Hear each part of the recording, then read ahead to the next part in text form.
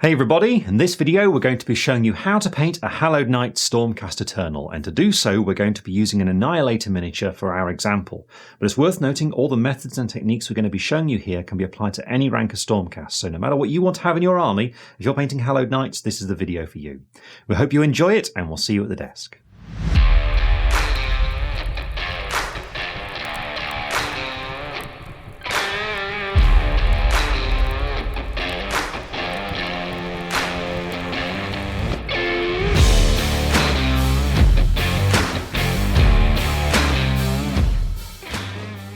To paint your Hallowed Knights, the first thing that you need to do once you finish building them is to undercoat them, and for a colour scheme like this where silver is easily the dominant colour, a silver spray is the best thing to undercoat your miniatures with. So in this case what I've used is some Leadbelcher for our Annihilator just here. Now if you don't have access to a silver spray like this, you could go for a regular undercoat of a more medium kind of colour like a grey for example, and if you choose to do so, just make sure that you paint all the weapons with a dark silver first of all, like Leadbelcher, and then after that just follow what we're going to be doing in this video. And the first stage is to base coat the actual main colour of the armour, which is a little bit lighter than the silver that we've got here. It's Iron Hand Steel, and this is the one to go for here. Now you might wonder why you go for the Leadbelcher undercoat then, and that's just because this is going to apply really quickly over the top, so it's a time-saving exercise really. And for this, all you got to do is go for an older brush that's good at base coating large areas quickly, and that's my small dry brush here from the Army Painter. All you got to do with this paint then is get some onto the palette and thin it down as ever with that little touch of water so it's nice and smooth. And once you've done so, it's just a matter of applying this over all that armour plating. And don't worry about any of the details for the time being, because we are going to be base coating everything as we go along, and so we'll neaten up as we go. It's just a matter of looking for those silver armour plates and applying this colour over the top of them there like this. Now the only exception, the only details to be careful of at this stage are the heads of weapons and any darker silver details that might appear on your miniature. In the case of the Annihilators, that's this darker silver that we have in the shield, kind of around this part here, the textured bit, and also the head of the hammer, so just be careful to avoid those other details. Just get all the armour plating at this stage.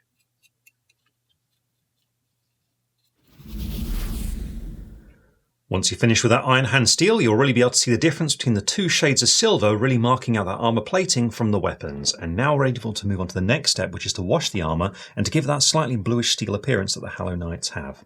Now to do this, we need a blue wash, so here I'm going to use some Darkenhof Nightshade, but this paint's very strong straight out the pot, and it will make the model too dark and too dull for what we're looking for here.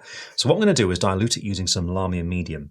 Now the reason why I'm using lahmian medium for this is because it's essentially a wash paint, but with no pigment in it, so it's just clear. So by mixing it with another wash, we retain the same properties and we'll get the same smooth finish when it dries, but the colour will be a little bit weaker, so ideal for what we want here. And this is why I'm using that medium instead of water. If you use water, you won't get quite the same smooth result.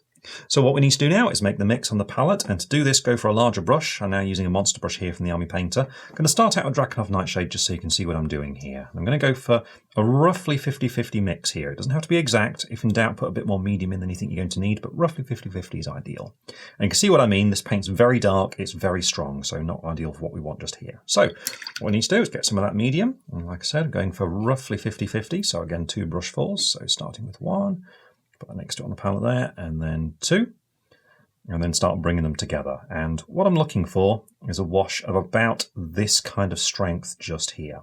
And once you've got that mixed up, all you need to do is load up your brush and start applying it all over that armour plating. Like in the previous step, we're looking to avoid the weapons, so avoid that darker silver, just look for the brighter silver, just paint it all over like this, so it settles mostly in that recessed detail and gives that steely finish to it. Now because we are applying quite a lot of this, it will take a bit of time to dry, so once you've painted it all over that armour, give the miniature about 45 minutes to dry. And as it is drying, just keep an eye out for the paint pooling towards the bottom of the miniature. If you spot it doing something like that and being too heavy, just move away the excess before it dries like that. Just redistribute it elsewhere around the miniature. The wash is now completely dry, and you can see it's given that subtle blue tint to that silver armour and also given some definition in the recesses. And what we're going to do now is just emphasise some of that definition a little bit more in some particular areas to deepen down the colour, because remember previously we used some medium to thin the paint down. Now we're just going to go for some pure Darkenhof Nightshade and selectively paint it into some very deep recesses on the armour. There's not very much to do here, so this is quite a quick step, but it really does make a difference and help the miniatures pop on the battlefield. And to do it, go for a smaller brush. I'm now using a small airbrush here from Citadel, and straight out the pot without thinning it down, I'm just going to use the palette to make sure there's not a great deal on the brush, just looking to keep that fine tip on there. And with this, what I'm looking for is some of the recesses that are separations between armour plates that I wanted to be a little bit darker to help separate the parts from each other. For example, the foot just here and the ankle we got just there, there's a fairly shallow recess at the moment because of the colour, and I want that to separate a little bit more. So all you do is paint it directly into that corner to darken it down a little bit more, and it can help, it just gives that definition between those two plates. So with this step, I'd never be looking at doing in soft recesses on single armour plates, for example, just above just there. Don't paint into recesses like that. Instead, look for separations between armour plates for, again, the shoulder just here. And just run it into those corners like that, just to darken them down. And as I mentioned, just separate them a little bit more from each other.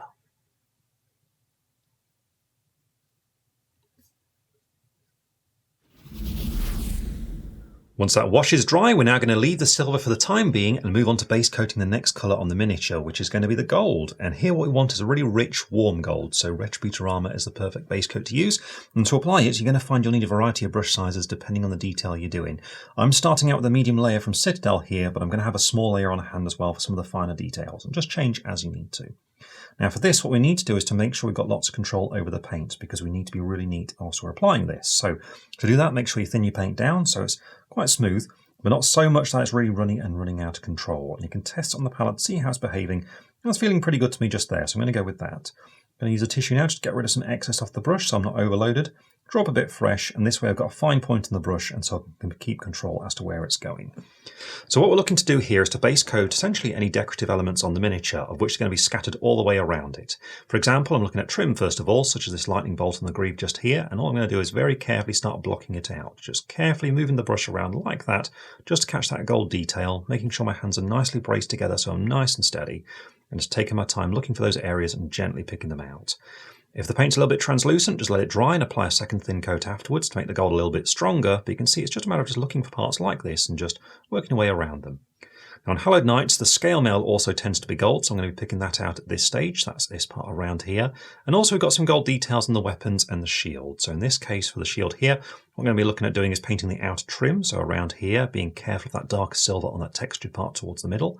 And then just past that part there into the very centre, I'm going to do this face as well. So just picking out this whole area around here.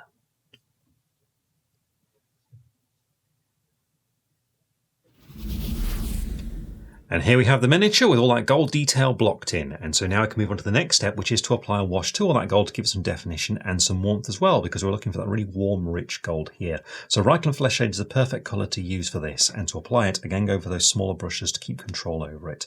I'm starting out with our medium layer brush from Citadel once again, but I've got some smaller ones on hand. And I'm going to be using the palette here to help control how much is on the brush, because creating a little puddle like this gives a great source to draw from to make sure you keep the bristles under control and going to a nice point.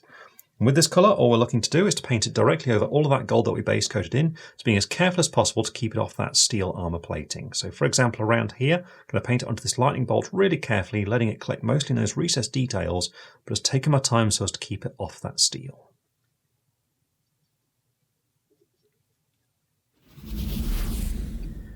The Reikland Fleshshade is now completely dry, and so we're ready to start the next phase of painting the miniature, which is to apply the remaining base coats onto the various details on the miniature. And for this, we're going to start out with that trademark blue for the Hallowed Knights. For this, what we need is some Macragge Blue. Now to apply it, once again, I'm going to be using my medium layer brush, but feel free to switch to a smaller one because some of this detail can be a little bit tricky to get to. Because this appears on the shoulder plates, but for these newer Stormcast, there's quite a lot of detail around there, and we just need to paint around those parts. So make sure you paint thin as ever and under control, so you've got that accuracy when you're applying it by just twisting the bristles together to a nice point. And then what we're looking for is these fronts, the shoulder plates, this kind of area around here, and you can see all that gold lightning that's there. All we need to do is be really careful blocking this in amongst those details. Just really take your time and be as neat as you can.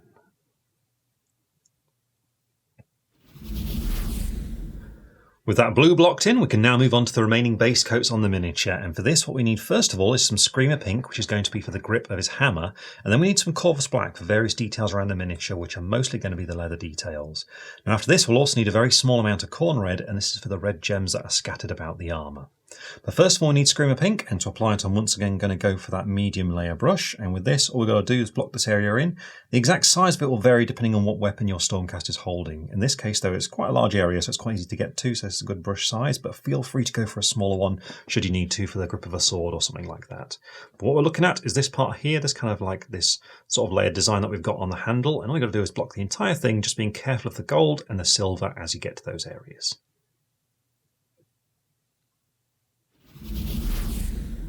Next up, we need some Corvus Black, and this is for all the leather details in the miniature. So for example, we've got things such as the belt, which you can see poking through just here, but also we need to look for the exposed joints in the armour, so the kind of soft parts of the back, such as around here, and the boots as well, which are now visible along here going underneath that plating as well. In addition, if your miniature has a shield, painting the back of it at this stage too, so we're looking at this area around here.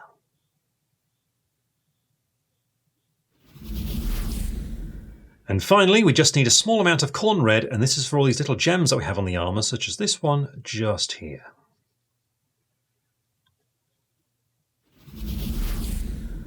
And now that all those colours have been blocked in, we're ready to wash them as well. And this time what we need is a black wash for a nice clean finish on these details. So here I'm going to use some Nuln Oil. And to apply it, I'm once again going to start out with that medium layer brush, but there's all kinds of different areas we need to apply this to. So again, have a small brush just in case you need it for some finer detail.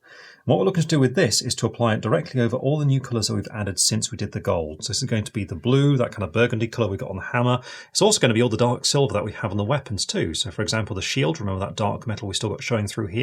To make sure we apply it all over this area. So just paint it all over so it runs into the recessed detail. But remember, as well as this, we've also got the blue detail on the shoulder plate, so around here. We've got that red that we've just added to on these gems, so really carefully applied onto these parts. There's also that black that we've got on all the leather, and the grip of the hammer as well.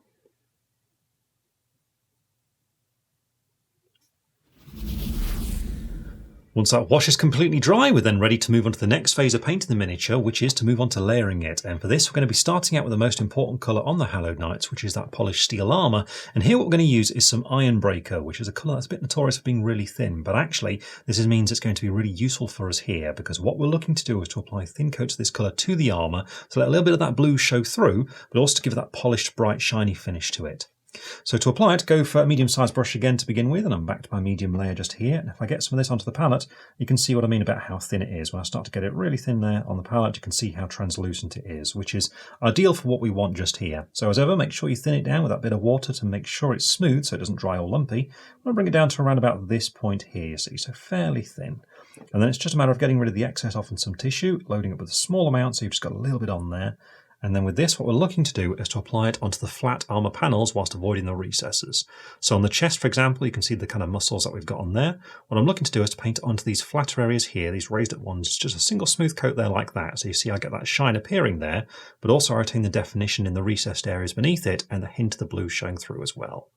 So now it's just a matter of working your way around all the armour panels doing this, always looking for these flatter areas and picking them out, avoiding the recess that we've got in the middle there and underneath, and just applying a little bit onto these flat parts beneath so we retain that definition. But you can see it's very straightforward, and it's just a matter of just taking your time being as neat as you can. In addition, at this stage, on the shield, this kind of lightning symbol we've got going around here, layer this as well to help separate it from that darker silver around it. So we're looking at this area running around here.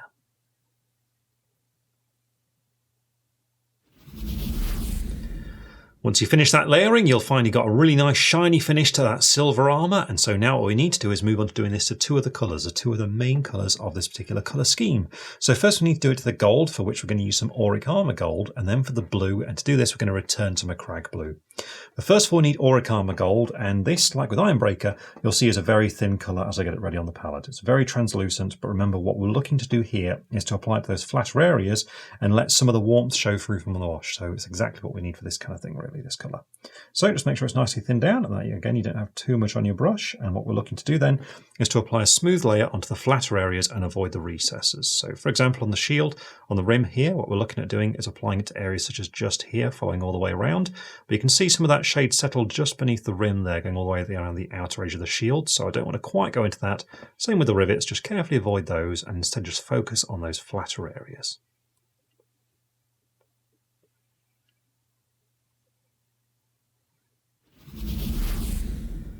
And finally, get some clean water, and we're then ready to return to Macragge Blue to layer this onto these blue details. And you can see now it's quite intricate, so I have switched to a small layer brush from Citadel, but what we're looking to do is the same technique as before, apply it onto the flatter areas and be careful not to quite go into the corners to retain the definition from the wash earlier on.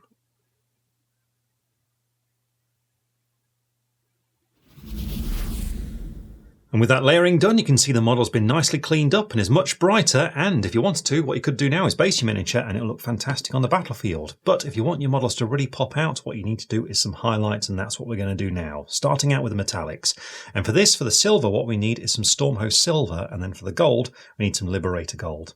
Now, the technique for both of these is going to be the same, but we're going to start out with Stormhost Silver because it's the largest one to do. And for here, edge highlighting is the way to highlight them to really make them jump out on the battlefield. And luckily, Stormcast have actually been designed with this kind of technique in mind, so it's quite straightforward in these models. But to do it, what you need to do is to go for a smaller brush that holds a fine point. I'm using a small layer brush from Citadel here. And the trick to doing this is to get your paint thinned down to the correct amount. You want it so that it flows very easily, but not so much that it flows out of control. So there's kind of a sweet spot that you need to find. And it's slightly different for every paint, and you'll get experience with it over time. But Stormhost Silver is a great paint for this kind of thing because it's actually quite easy to find it. I want to bring it to that sort of point there, just introducing water into the mix and gradually adding more pigment as we need to. And what we're looking to do is to get to a point where it flows well from the brush, and you can test that by just having a go at painting lines on the palette. And if it's flowing well from your brush, a little bit dry just there, what you'll find is that you're able to get lots of control over it. So you can see I wasn't quite happy with it there, adding a little bit more water into the mix, and now I'm going to try again. So once again, just paint some lines on the palette, and now it's flowing much better from the brush. I'm much happy with that. Even though it's quite translucent, it's nice and smooth, so that's ideal for what we want here. I've now got lots of control, which will help me get those accurate highlights. So we just need to bring the bristles to a nice point, and then what we're looking for is all the hard edges on the silver details. And as I mentioned, Stormcast are great because they're actually designed with this kind of thing in mind, because these edges stand out a lot, and often they're quite fluted out.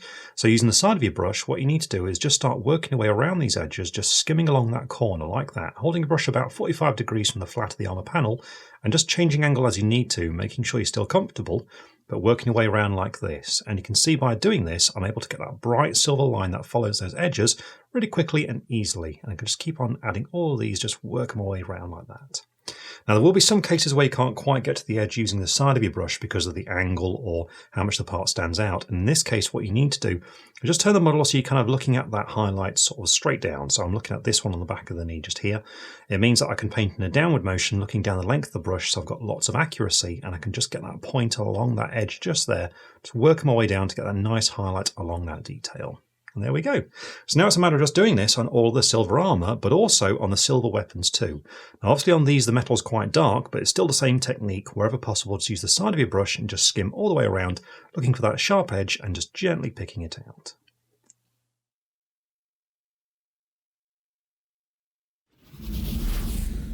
Once you've finished applying that highlight to the silver, you can then move on to highlighting the gold in the same way using Liberator Gold. And this is the exact same technique in the same brush, so still that small layer brush, and wherever possible use the side of your brush, such as just skimming around the edge of the shield. But when you can't get to those edges, instead remember just to orientate the miniature so that you're painting downwards towards yourself, for example on this lightning bolt design just here, so that you can get those neat straight lines on the very edges of these details.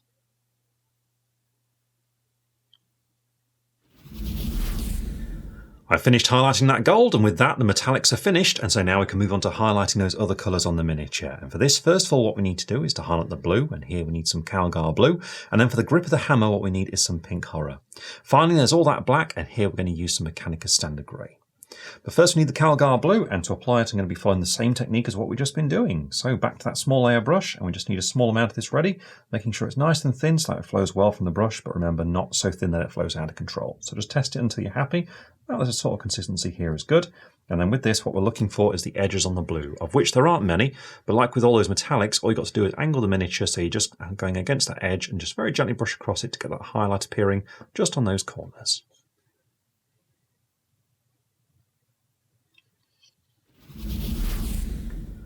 With that highlight applied to the blue, we can now move on to the grip of the hammer. And for this, what we need is some pink horror. And what we're looking for is the edges of that texture kind of running along the grip of it. And all you need to do is just use the tip of your brush, just brush across those edges, just to pick some of them out. So along here, for example.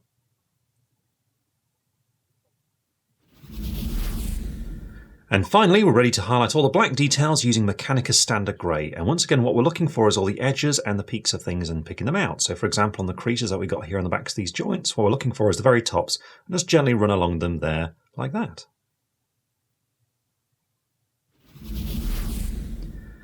And with all those details highlighted, the model is very nearly finished. We just have some small details left to do, and the first of these is to paint in the gems.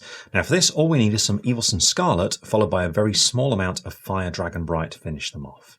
But first of all, we need that Evilson Scarlet, and for this, go for a really small brush now, and I now switch to a detail brush from the Army Painter just for absolute precision as I apply this, because we're only looking for very small amounts of this paint.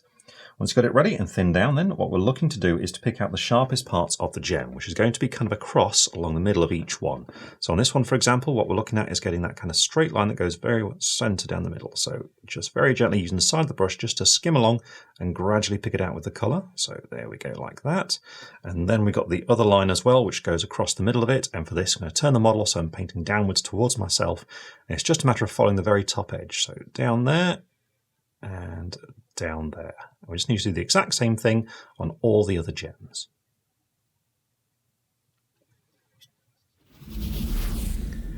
And once that's done, all we need is a very small amount of Fire Dragon Bright, and with this we just need to paint a little dot in the very centre of each gem.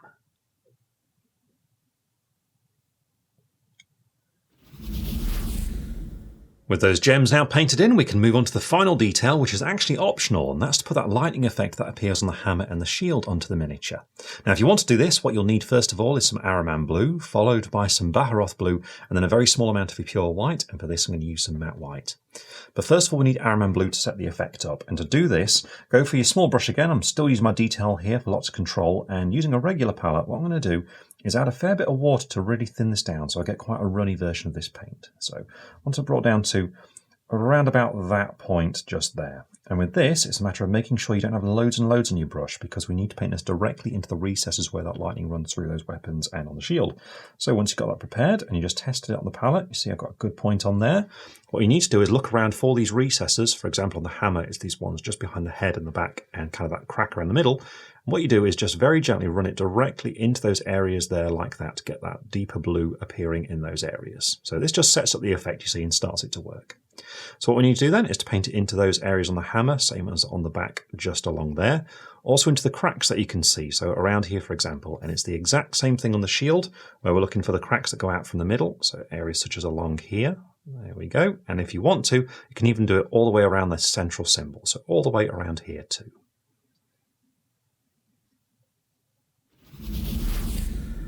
Once you've got that first blue done, we're then ready to move on to Baharoth Blue, and this is thinned down and applied in much the same way as what we did with the previous colour, only this time not over everything. So what we want to do is to create some areas where the blue is a bit brighter. So for example, a little bit along there, then skipping it so it stays dark in some areas, and then carrying on again a bit further down. So kind of get the impression of lightning moving around in these recesses.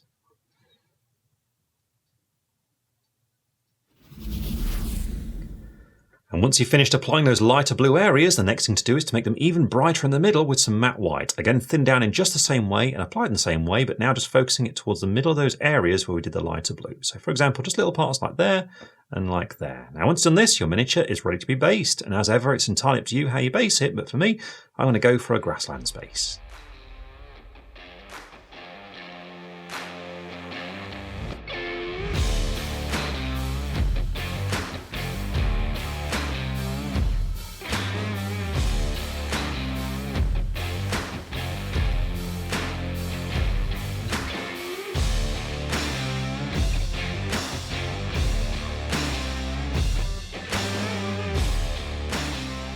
And here we have the completed Hallowed Knight Annihilator, ready to deliver Sigmar's judgment upon his enemies.